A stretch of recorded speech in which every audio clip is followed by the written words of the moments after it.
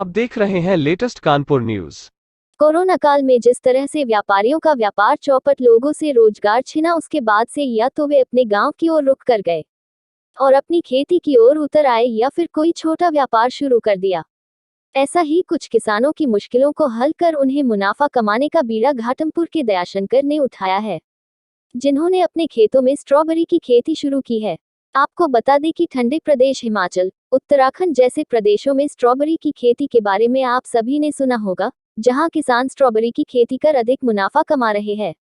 धीरे धीरे इस व्यापार में किसानों का रुझान काफी बढ़ने लगा है और अब यह भारत के कई राज्यों में भी इसकी खेती देखने को मिल जाती है। वही अब इसकी खेती उत्तर प्रदेश में भी देखने को मिल रही है।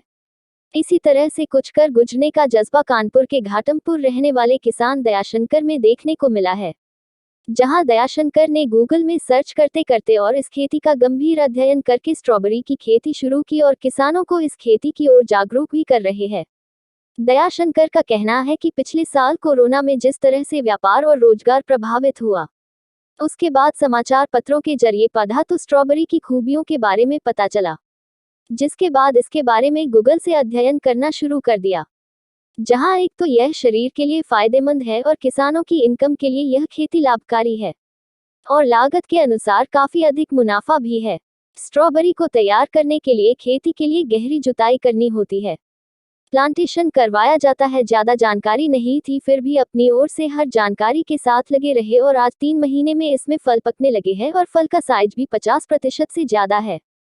इसमें अब तक 1000 पौधे में 1 लाख की लागत आ चुकी है और साथ ही इसकी देखरेख बहुत करनी पड़ती है। गंदा पानी नहीं इस खेती पर पड़ना चाहिए, केवल ट्यूबवेल पानी से ही होता है। हमारी सोच थी इस फसल को लगाने के बाद गांव के लोग इसे जाने और आगे बढ़कर वे भी पौधे लगाएं, जिससे हमारे किसानों की इनकम बढ़े और वे अच्छा मुनाफा कमा सके। अभी क्योंकि ये नई खेती है तो हमारे सामने बड़ी चुनौती भी है कि आगे इसे कैसे बढ़ाया जाए। ये पिछले साल कोरोना काल में हमने समाचार पत्रों में देखा कि जब बेरोजगारी बढ़ रही है तो समाचार पत्र में देखा स्ट्रॉबेरी शरीर के लिए बहुत फ़ायदेमंद और किसानों के लिए बहुत फ़ायदे की खेती है। लागत के अनुसार काफ़ी अच्छा मुनाफा है।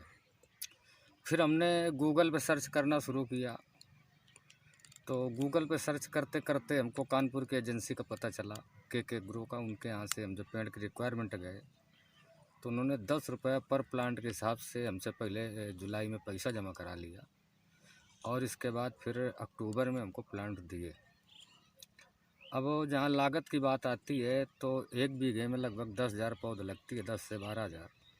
ज़्यादा पैसा ना हो पाने के कारण हम इसमें 5,000 पौधे लगाए हैं और इसमें लागत काफ़ी आ जाती है। ये डीएपी यूरिया नहीं पड़ती बल्कि इसके लिए तमाम मेरे की खादें किस हैं। तरह से इसको तैयार किया जाता है? तो पहले तो खेत की गहरी जुताई करनी पड़ती है, कम से कम 6 जुताई गहरी जुताई होना चाहिए।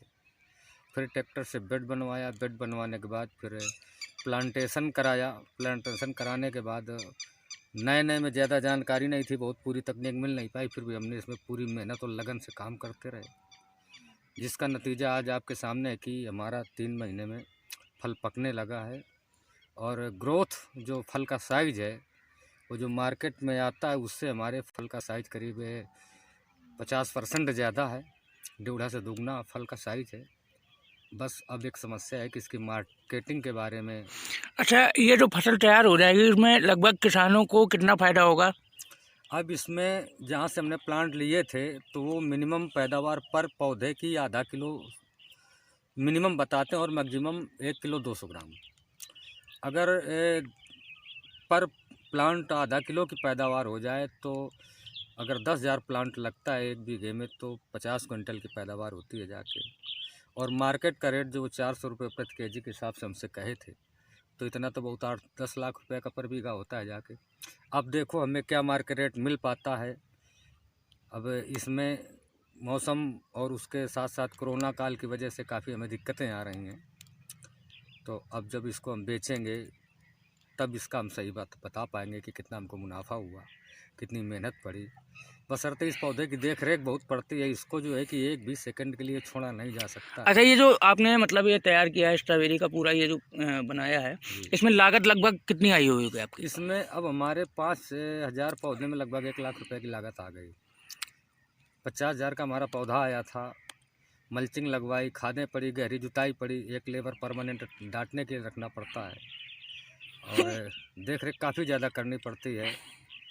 तो सारे खर्चे 1 लाख के आसपास हमारा हो चुका है। अच्छा, ये फसल जैसे जंगल में आप तैयार कर रहे हैं, किन किन चीज़ों से इसके बचत के लिए जो है आप जो है उपयोग करते हैं? नहीं, किन चीज़ों से नुकसान इसमें ज़्यादा रहता है? इसमें नुकसान तो पेड़ में मिट्टी नहीं लगना चाहिए। इसमें अगर नहर का पानी लगाते हैं, तालाब का पानी, तो गंदा पानी नहीं लगा सकते क्योंकि उससे फंगस होने का खतरा रहता है।